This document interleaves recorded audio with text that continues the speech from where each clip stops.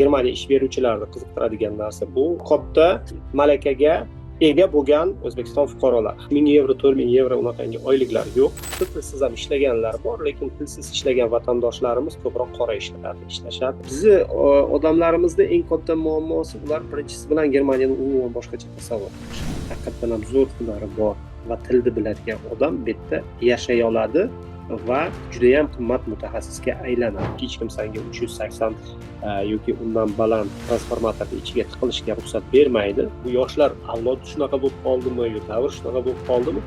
Afsuski qo'l mehnatiga hech kim qiziqmaydi, hammaga osonroq yo'nalishini izlashadi. Assalomu alaykum hurmatli do'stlar, vatandosh Yevropa kanaliga xush kelibsizlar. Bugun sizlar bilan Germaniya Respublikasida, Federativ Respublikasida qanday qilib borib ishlash tartiblari haqida gaplashamiz. Buning uchun albatta mutaxassisni jalb qilganmiz, ya'ni Germaniyadan Zoom orqali bizga onlayn ravishda xushnos vatandoshimiz, migratsiya bo'yicha mutaxassis Alisher aka Sodiqov. Assalomu alaykum Alisher aka, xush kelibsiz efirimizga. Assalomu alaykum. Alisher aka, rahmat katta efirga qatnashganingiz uchun, rozi bo'lganingiz uchun. Umuman olganda hozirgi kunda O'zbekistondan Germaniyaga borib ishlash tartibi, talablari qanaqa?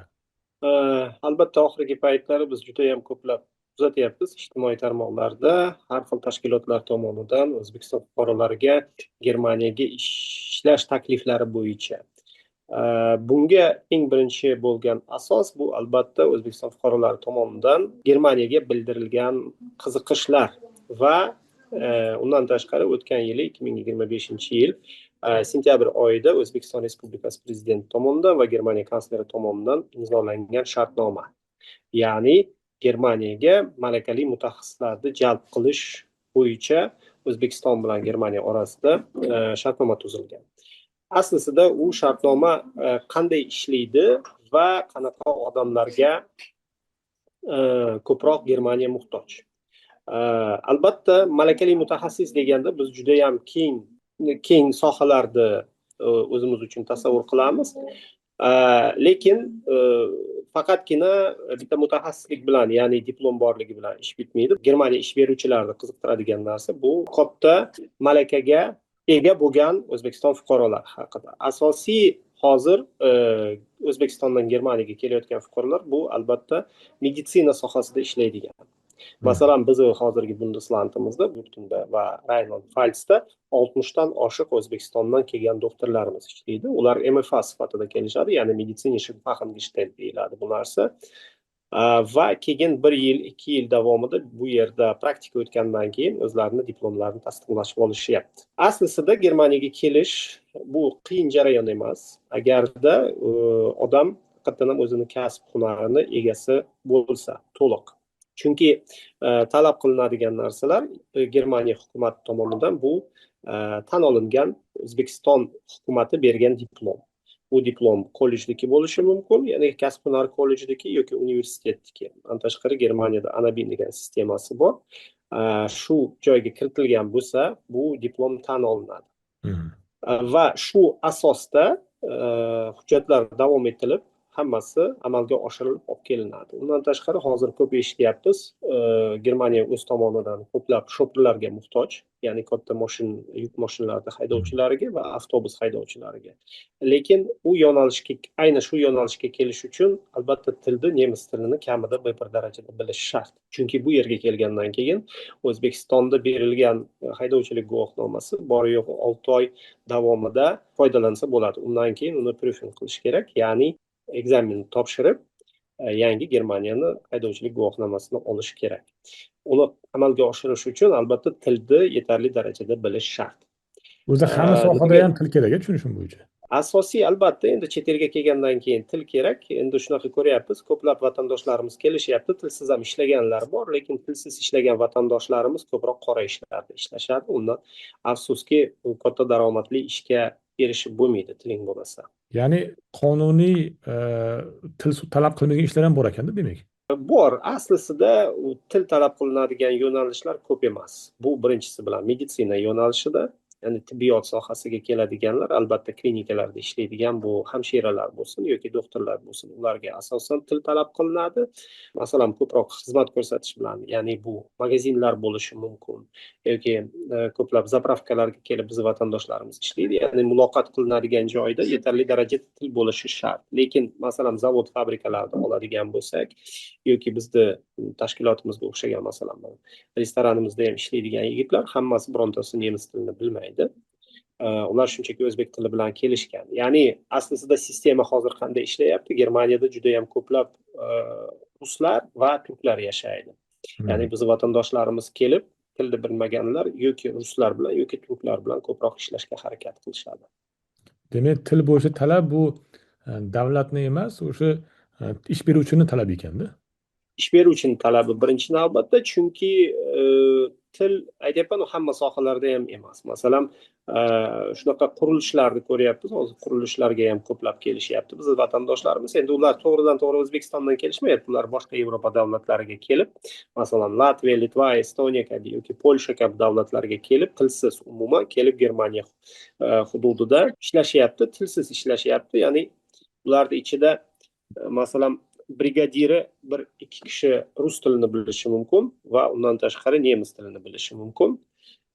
Va shunday brigadani ichida ham xuddi shunaqangi bir ikki odam tilni biladi, ya'ni rus tilini yoki turk tilini. Shu narsadan foydalanib biz vatandoshlarimiz ishlayapti. Misol uchun Polshaga borib rasmiy ishlab turgan odam o'sha hujjati bilan Germaniyaga borib ishlashi mumkinmi? Qanday tartib bo'ladi? Ya'ni Yevropani bir davlatdan boshqa davlatga borish. Aslida mumkin emas. Aslida Germaniya qonunchiligi bo'yicha asosida mumkin emas. Lekin ko'p Yevropada joylashgan kompaniyalar shu narsalardan foydalanishga harakat qilishyapti. Ya'ni qanaqa usulda, masalan, endi bu Yevropa ittifoqi bo'lgani uchun davlatdan davlatga o'tish uchun chegara yo'q. Va undan tashqari Polsha kompaniyasi masalan Germaniya hududida agar podryad olgan bo'lsa, qurilish bo'yicha, asosan qurilish bo'yicha bo'ladi bu narsa, o'zini ishchilarini xizmat safariga deb hujjatini qilib jo'natib yuborishi mumkin.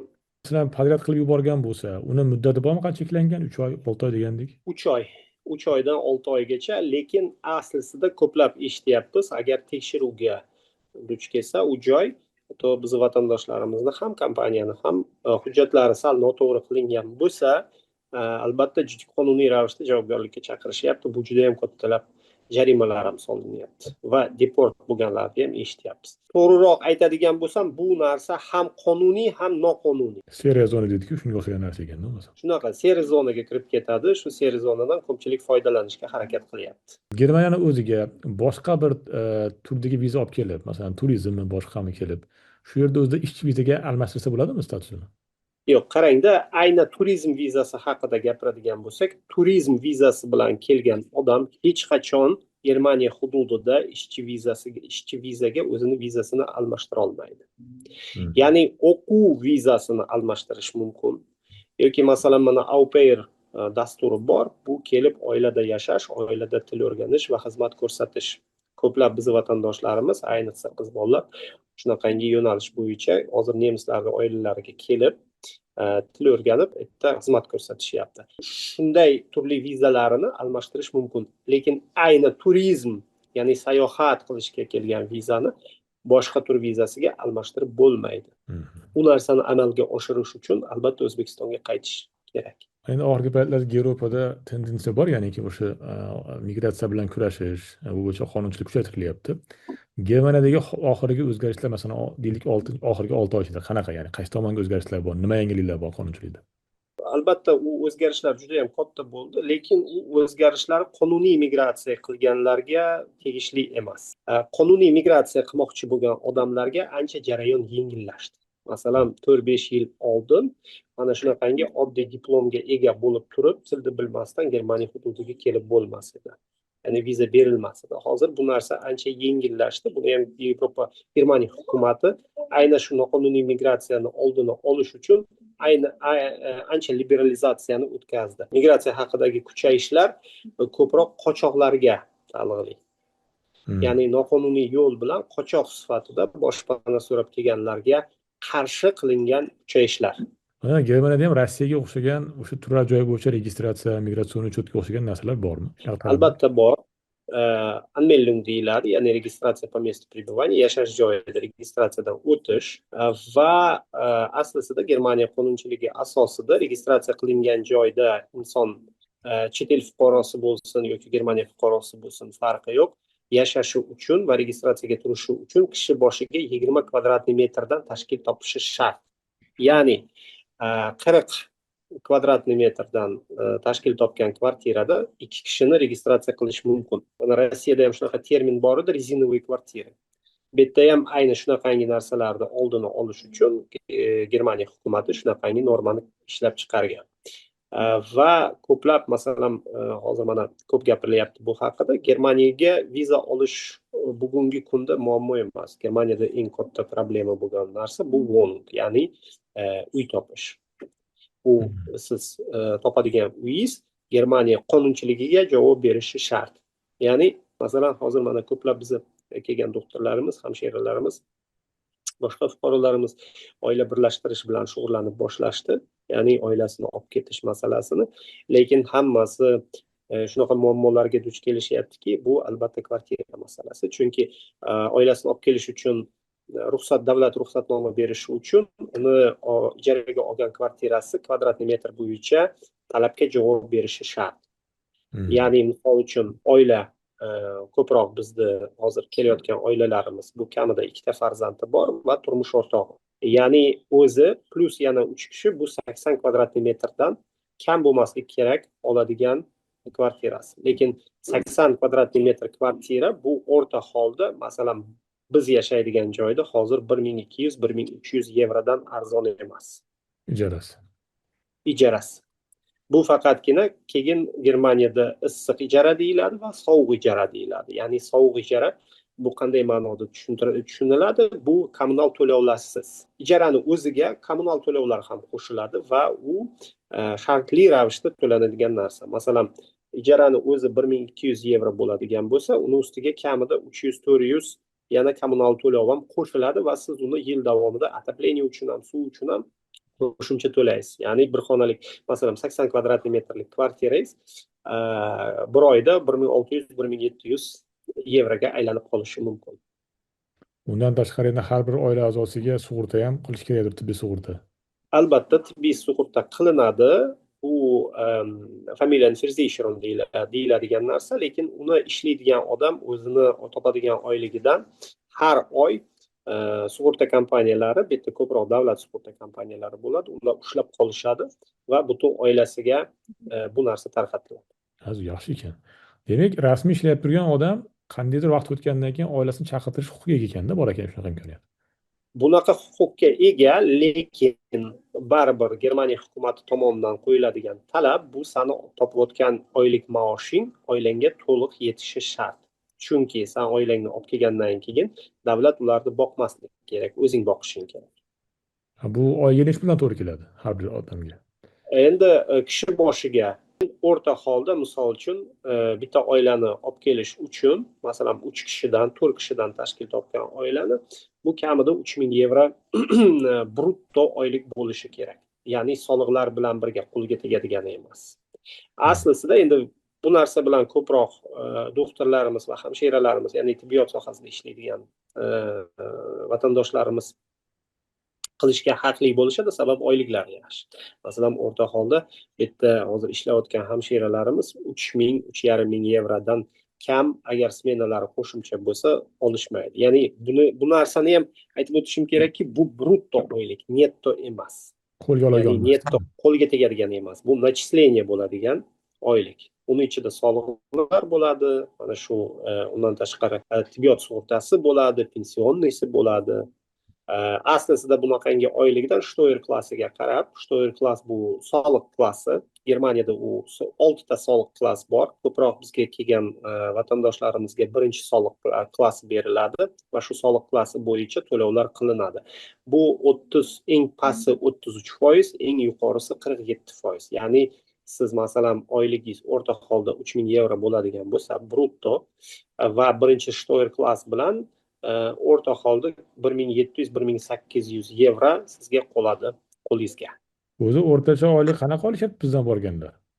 Chunki ko'p internetda ko'rib qolamiz 3.000 yevro, 4.000 yevro, 5.000 yevro degan. 1.000 yevro, 4.000 yevro unaqangi oyliklar yo'q. Hozirgi Germaniyada belgilangan rasmiy ravishda davlat tomonidan oylik bu Mindestlohn deyiladi, ya'ni eng kam miqdorda to'lanadigan oylik soatma-soat to'lanadi u narsa. U 13.90 yevro brutto. 13.90 soatiga, haftasiga 40 soat beriladi. Endi ko'proq biz vatandoshlarimiz kelgandan keyin aslida mana shuncha soat ishlasam shuncha topar ekanman degan fikrga borishadi O'zbekistonda bo'la turib, lekin qolgan narsalarni hisoblash. Masalan, 13.90 bu brutto oylik va qo'liga tegadigani undan eng ko'p bilan 7,5-8 yevro netto bo'ladi. Bu ham shtoyer klassiga bog'liq bo'ladigan narsalar. Ya'ni, yana qaytamiz, mana hisoblab ko'rish mumkin. Bu o'rta holda 2,5 ming brutto oylik chiqadi. Hozir 13.90 dan hisoblaydigan bo'lsak, ya'ni to'liq 160 soat. 160 soatdan ko'proq ishlash mumkinmi? Aslida mumkin, lekin Germaniya sistemasi shunaqa qurilganki, bu yerda qancha ko'p ishlasang, shuncha ko'p soliq to'laysan. Va ish beruvchiga ham yana qo'shimcha og'irlik tushadi. Aslida eng ko'p hozir soliq to'laydigan bu ishchi ham emas, bu ish beruvchi. Ya'ni har bir ish beruvchiga bitta ishchi o'rta holda 5-5,5 ming yevroga aylanadi. Sizda misol uchun siz ishchini oldingiz va ishchingizga Mindestlohn bo'yicha 2.600 yevro brutto oylik to'laysiz. Va undan tashqari siz ishchini olganingiz uchun ishchini o'zi oyligidan bir 400 kamida tibbiyot sug'urtasini to'laydi va ishchisi uchun ish beruvchi ham qo'shimcha sug'urta to'laydi.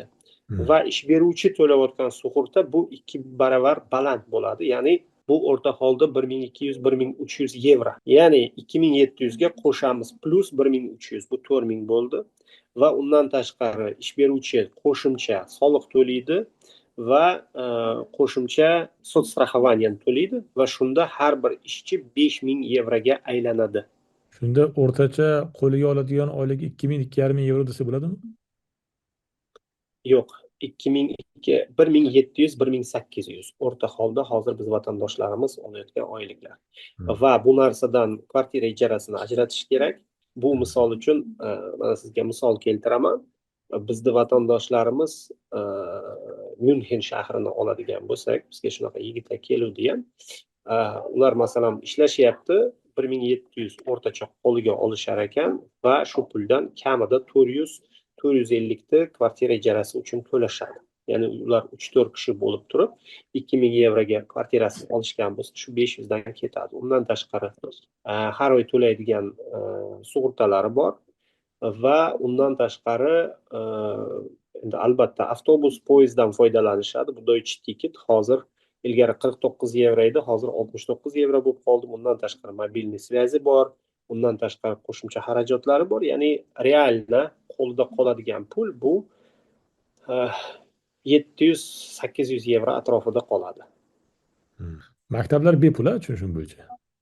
Maktablar bepul, umumiy hozir Germaniyada ta'lim bepul. Maktablar, bog'chalar, universitetlar, lekin maktablarda ham har xillari bor. Misol uchun yaxshi o'qiydiganlar uchun maktablar bor. Ular joylarga hammani ham olishmaydi. Shartli ravishda siz yerda test topshirasiz, ekzamen topshirasiz, olgan baholaringizga qarashadi. Hattoki sotsial darajangizga ham qarashi mumkin. Bu narsalar bor Germaniyada. Va pastroq oddiy umumiy maktablar bor. Erta ham endi hammani olishadi-yu, lekin masalan mana biz Ludwigshafen degan shahrimizda shunaqa maktablar borki, ertalabdan kechgacha bir mashina politsiya dejur bo'lib turadi. Bunaqa maktablar ham bor. Ya'ni kriminogen holat yaxshi emas u maktabda. Kriminogen holat yaxshi emas, sabab migrantlar juda ham ko'p va u notinch maktablar hisoblanadi. Ausbilding haqida ham gaplashsak, siz ko'proq to'g'ri kelasiz shu loyiha bo'yicha. Tushunishim bo'yicha Ausbilding vatandoshlarimizga Germaniyaga borish oson yo'llardan bittasi. Shu haqida ham ma'lumot bersangiz mumkin. Ausbilding bu juda ham yaxshi yo'nalish. Agarda sohangni to'g'ri tanlasang. Ya'ni sohangni to'g'ri tanlasang deganda nima demoqchiman man? Aslida O'zbekistonda 300 dan oshiq yo'nalish bor, ya'ni 300 dan oshiq kasb bor. Lekin bizni vatandoshlarimiz deyarli u kasblar haqida ma'lumotga ega emas va u kasblarga kirishga ham tayyor emas. Ya'ni qaysi ma'noda? Masalan, birinchisi bilan bir til jihatidan, ya'ni tillari yetarli darajada emas, yaxshiroq, yuqoriroq O'zbekistonga kirish uchun. Bizda vatandoshlarimiz asosiy qismi bu hotel fahmanga kelishga harakat qilishadi, ya'ni gostinitsalarda xizmat ko'rsatish. Nimagaki yerga kelish oson, tilga unchalik baland talab qo'yilmaydi, lekin u sohada rivojlanish yo'q va Germaniyada, nafaqat Germaniyada, Yevropada unaqangi xizmat ko'rsatishlarga eng past miqdorda oylik to'lanadi. Ya'ni gostinitsalarda va restoranlarda xodimlari Germaniya standartlari bo'yicha eng past oylik olishadi. Eng yuqori oylik oladiganlarni hisobiga hozir masalan elektriklar kirishadi. Mana bu haqida ham ko'p gaplashamiz biz. Masalan, hozir hammamiz ko'ryapmizki, sun'iy intellekt juda ham qattiq rivojlanib ketdi va hamma joyda sifrovizatsiya ketyapti va sun'iy intellekt ko'p narsalarni almashtiryapti. Ya'ni hattoki kerak bo'lsa IT mutaxassislariga ham talab kamayib ketyapti ko'p sohalarda. Lekin elektriklarga, umumiy qo'l mehnatiga ega bo'lgan odamlarga, powerlarga talab juda ham yuqori. Sabab u narsani hech qachon sun'iy intellekt bajara olmaydi yoki masalan oddiy provodni tortish ham, simni tortish ham elektrikdan boshqa hech kim bu narsani qila olmaydi. Shuning uchun hozir elektriklarni o'rta holda oladigan oyliklar bizni vatandoshlarimiz ham bor. Bu yerda ularning oyligi 4000 yevrodan 4500 yevrodan boshlanadi. Bu boshlang'ich oyliklari. Lekin undan ham baland oladiganlari bor, soatma-soat. Lekin u narsaga erishish uchun bu birinchisi bilan o'zini ishini mutaxassisi bo'lish shart, ya'ni qo'lda diplomi ham bo'lishi kerak va katta tajribaga ega bo'lishi kerak, chunki hech kim senga 380 yoki undan baland transformatorni ichiga tiqilishga ruxsat bermaydi va undan tashqari bu yerga Germaniyaga kelgandan keyin nemis tilida prüfing qilish kerak, ya'ni ekzamen topshiriladi. Lekin aslida ayni bu sohani egallasang kelajagi bor sohalardan biri. Shuning uchun mana yosh vatandoshlarimiz bilan ko'p gaplashamiz bu haqda, hammasiga ma'lumot berishga harakat qilaman. Lekin bilmayman hozir bu yoshlar avlod shunaqa bo'lib qoldimi yo davr shunaqa bo'lib qoldimi, afsuski qo'l mehnatiga hech kim qiziqmaydi, hammaga osonroq yo'nalishini izlashadi. Keyin shu oson yo'nalish bilan betga kelgandan keyin tushunib qolishadiki xato qilishganlari haqida. O'zbekistonda bor elektrik yo'nalishi. Bor albatta va talab juda ham katta, lekin etga ham kirish uchun tilni yetarli darajada bilish kerak. Ya'ni kamida B2, yaxshi B2 bo'lishi kerak. Chunki eng katta muammo tushunasizmi, Turjon aka, bu yerga kelgandan keyin gapirishda emas, o'qishga borgandan keyin yerda har xil terminologiyalar bor. Mana shu terminologiyalardan tili yetarli darajada bo'lmasa, ular o'qiy olmaydi. Endi Alisher aka, work and travel haqida ham gapirib bersangiz. Work and travel haqida gapiradigan bo'lsak, O'zbekistonda albatta hammaga bu yo'nalish work and travel kabi, ya'ni ish va sayohat degan ma'noda tarjima qilinyapti, lekin Germaniyada bu narsa work and travel deyilmaydi. Bu narsa aslida foreign job deyiladi, ya'ni mavsumiy ish. Shu sababdan ham bizni ko'plab kelgan vatandoshlarimiz, birinchi marta ayniqsa kelganlar, ishlagan ishlarida juda ham ko'plab muammolarga duch kelishadi. Qaysi ma'noda? Ya'ni ko'pchilik endi yoshlar keladi-ku, hammasi studentlar kelgan paytida hammasi sayohat qilgisi keladi, lekin sayohat qilishga ularda haqqi bo'lmaydi. Ya'ni qaysi ma'noda? Endi bu mavsumiy ish bo'lgandan keyin to'liq ish shartnomasi qilinadi va ish paytida hech qayerga chiqib ketib bo'lmaydi. Lekin bizni kelgan vatandoshlarimiz sayohat qilmoqchimiz deb ishini tashlab ketganlar ham juda ham ko'p va undan keyin ish beruvchilar albatta ularga tushuntirishga harakat qilishyapti va juda ham ko'plab vatandoshlarimizni keyin ishdan bo'shatishyapti. Undan tashqari endi bu yo'nalishda asosiy ishga oladigan bu to'g'ridan to'g'ri ish beruvchi kompaniyalar emas, bu hammasi Zeitarbeit kompaniya, ya'ni outstaffing bilan shug'ullanadigan kompaniyalar biz vatandoshlarimizni ishga olishadi. O'ziga birinchi ishga olishadi va qaysidir joyga keyin ishga jo'natishadi. U masalan zavod, fabrika yoki magazin bo'lgan bo'lgani uchun ular bilan shartnoma tuzishadi va qanchadir soatga yoki qanchadir haftaga kelishib studentlarni ishga jo'natishadi. Bu bugun zavod bo'lishi mumkin, ertaga fabrika bo'lishi mumkin, sklad bo'lishi mumkin, bir haftadan keyin magazin bo'lishi mumkin. Ya'ni bitta joyda ish qilinmaydi. O'zi bu mavsumiy necha oyga? 3 oy davomida beriladi bu narsa aslisida va faqatgina studentlarga beriladi bu narsa. Ya'ni bu yozgi ta'tilda ekanda faqatgina. Faqatgina yozgi ta'til paytida. Endi bu yo'nalish sirtqilar uchun ham bor edi. O'zbekistonga ruxsat bergandi Germaniya o'z tomonidan, lekin o'tgan yili sirtqilar yo'nalishini Germaniya o'z tomonidan rasmiy ravishda yopib qo'ydi. Hop, endi umuman Germaniyada ishlash haqida gaplashdik. O'zi borishda qanday xarajatlar bor, nimalarga e'tibor berish kerak? Aslida mutaxassis odam uchun deyarli xarajat yo'q. Ya'ni ish beruvchilar bitta ko'p xarajatlarni ko'tarishga harakat qilishyapti o'z tomonidan aslisida, lekin bu faqatgina siz haqiqatdan ham o'zingizda ishingizda mutaxassis bo'lsangiz agar.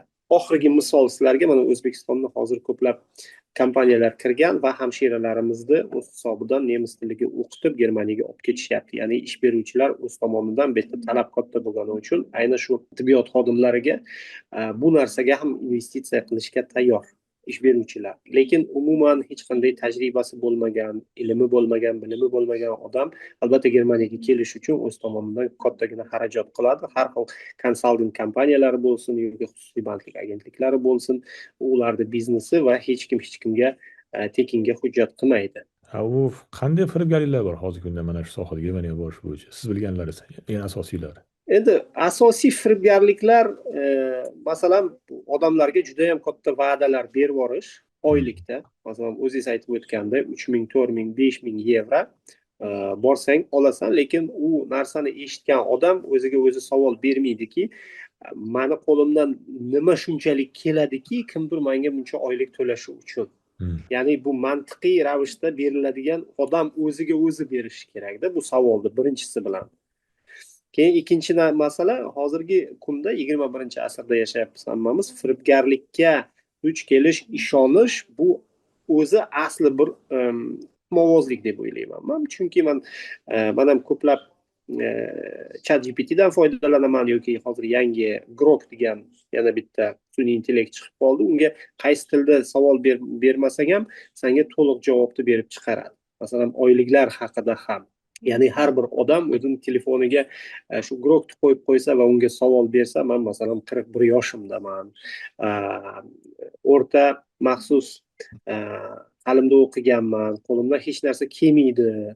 Butun umr mashina haydaganman, taksistman, lekin Germaniyaga borib 5000 yevro pul topmoqchiman. Men unaqa oylik topa olamanmi, topa olmaymanmi deb savol bersa, unga Grok albatta javob to'liq berishi mumkin va unaqangi odam hech qachon firibgarlikka duch kelmaydi, aldanmaydi. Ya'ni bitta masalan mana ko'plab shoferlarni ko'ramiz, o'zimizning katta furalarni haydaydigan shoferlarimizni, ana shu shoferlar ham hattoki 24 soat mashina haydashsa ham 2500 yevro nettodan, ya'ni qo'liga tegadigandan oshiq ola olmaydi, lekin u juda ham og'ir ish. Chunki odamlar deyarli uyda bo'lmaydi, butun 24 soat yo'lda, kabinada yashashadi. Keyin ularda ham o'ziga yarasha xarajatlari bor, sababi ular yo'lda qandaydir yo'l qoidalarini buzishsa, albatta buzishi mumkin, chunki bitta ham hamma joyda radar, keladigan jarimasini o'zi to'laydi. Mana masalan bitta reysga borib keldi, 3 ta 4 ta radarga tushdimi, qaytib kelguncha 200 yevro oyligidan ketdi, chunki u mashina egasiga jarima keladi, ya'ni transport kompaniyasiga, va transport kompaniya jarimani to'lash uchun shoferni oyligidan ushlab qoladi. Asosiy muammolar mana shunda. O'zi Germaniyada ham odam savdosi bo'lib turadimi? Pasportlarni olib qo'ygan, majburlab ishlatgan, shunga o'xshagan holatlar bo'ladimi? Yo'q, deyarli bitta unaqa narsalar kuzatilmaydi. Sabab qonun o'zi shunaqa darajada qattiqki, bitta hech kim unaqa narsalarni qilib riskovat ham qilmaydi va keragi ham yo'q aslida. Chunki unaqa narsalarni Rossiyada qilish mumkin. Ya'ni masalan, o'zimni shaxsiy praktikamda unaqa narsani ko'rganman. Ya'ni uzoq joyda 20-30 o'zbek ishlaydi, ularni majburlab ishlatishadi, pasportlarni olib qo'yishadi. Lekin Germaniyada qishloqdan qishloqqacha 1 kilometr orasi bo'lsa bor, bo'lmasam u ham yo'q. O'zingiz ham kelib ko'rib kelgansiz, bu juda ham zich hamma joy, ya'ni odamlarni yashirib qayerdadir ishlatib bo'lmaydi-da. Ishlatishdan tashqari ularni majburlab bo'lmaydi. Sabab alyo desa politsiya darrov yetib keladi, keyin u olgan bu ishni qilgan ish beruvchiga minglab jarimalar, ya'ni misol uchun bitta noqonuniy ishching uchun 50 ming yevro jarima bor kamida. Bizni fuqarolarimiz kelib bitta muammolar chiqadimi? Chiqadi, lekin ko'proq ish beruvchi tomonidan emas, o'zini bilmasligidan yoki o'zini shunaqa noqonuniy yo'l bilan yurgani uchun muammo chiqib qolishi mumkin, lekin ish beruvchilar bilan deyarli bitta muammolar yo'q. Biz odamlarimizda nima muammolar bor? Nima maslahatlar berasiz ularga? Endi bizni odamlarimizda eng katta muammosi, ular birinchisi bilan Germaniyani umuman boshqacha tasavvur qilishadi. Ya'ni ko'plab ko'ramiz unaqangilarni. Ko'pchilikda O'zbekistonda yurgan odamlarni ko'pchilikda xayolida Germaniyaga kelib, men albatta juda ham katta pul topib yuboraman, chunki bu yerda kelsang ko'chada pul yotibdi. Germaniyada pul topish mumkinmi? Mumkin, va bu yerda yashaydigan va juda boy o'zbeklar ko'p. Lekin u o'zbeklar bu yerga kecha kelishmagan. Ko'pi kelib 10 yil, 15 yil, 20 yil oldin bu yerda juda ham qiyin va uzoq yo'ldan o'tishgan. Bitta universitetlarda o'qishgan, tilni deyarli nemislar darajasida, ulardan balki yaxshiroq ham ona tilidagi biladigan o'zbeklar, juda katta ilmga ega bo'lgan o'zbeklar bor. Lekin kecha kelib bugun darrov katta pul topib olgan va oson hayotni kechirganni men hali ko'rmadim. Bu nafaqat Germaniyada, bu har bir boshqa davlatga borgan odamlar. Mana yaqinda o'zimni yonimga ham ikkita ayol kelib ketuvdi, ish qidirib, ishga olasizmi deb, lekin ularga ham bergan savolimga men to'liq o'zim uchun javob ola olmadim. Nima uchun sizlar keldinglar? Agar tilni bilmasanglar, qo'linglarda bironta hunar bo'lmasa, o'zlari kelganlariga 3 oy bo'ldi, 3 oydan beri yurishibdi, hali ish topolmagan ekan o'zlariga.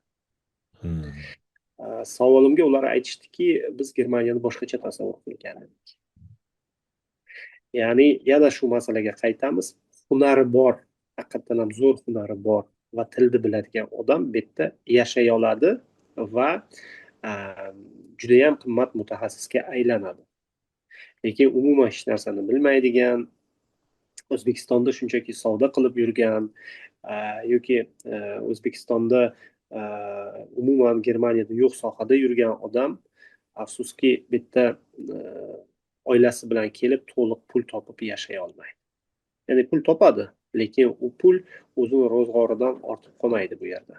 Demak, birinchi navbatda tilni o'rganish kerak, kasblarni o'rganish kerak ekanda, o'zini ustida ishlash kerak. Kasb. Birinchi navbatda, hattoki til ham ikkinchi navbatga o'tib ketyapti, birinchi navbatda kasb.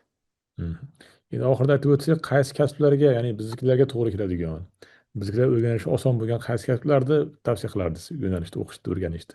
Texnik bilan, elektrika bilan, elektronika bilan bog'liq va tibbiyot sohasi. Va undan tashqari mana o'zimiz ham xuddi shu kasbda ishlayotganligimiz, endi biznesimizning bir qismi bo'lgani uchun bu oziq-ovqat, ya'ni powerlar, yaxshi power. Bu hozir juda ham kerakli va qimmat mutaxassis hisoblanadi. Qurilish sohalarichi? Qurilish sohalari ham juda zo'r sohalar. Aynan biz vatandoshlarimizning orasida ham juda ham yaxshi, zo'r mutaxassislar ko'p. Va Germaniyada qurilish sohasida ishlash bu ancha prestijli hisoblanadi, sababi quruvchilar katta maosh topadi bu yerda. Lekin uni ham takrorlab o'tishimiz kerak, agar haqiqatan ham o'zini ishini mutaxassisi bo'lsa. Meni o'sha santexnik, o'sha отделочник, shular bilan borib, bemalol borib yaxshi pul topsa. Sizga rahmat katta sizga. Juda ham foydali maslahatlar, ma'lumotlar uchun. O'ylaymizki, vatandoshlarimiz bulardan foydalanishadi. Bizning vatandoshlarimiz foydalanib, aldanib qolishmasa, o'zlarining yo'lini topishsa, biz ham xursand bo'lamiz. Sizni keyingi efirlarda ham kutib qolamiz. Rahmat katta, salomat bo'ling. Yaxshi kunlarda ko'rish nasib qilsin. Sog' bo'ling, salomat bo'ling. Rahmat.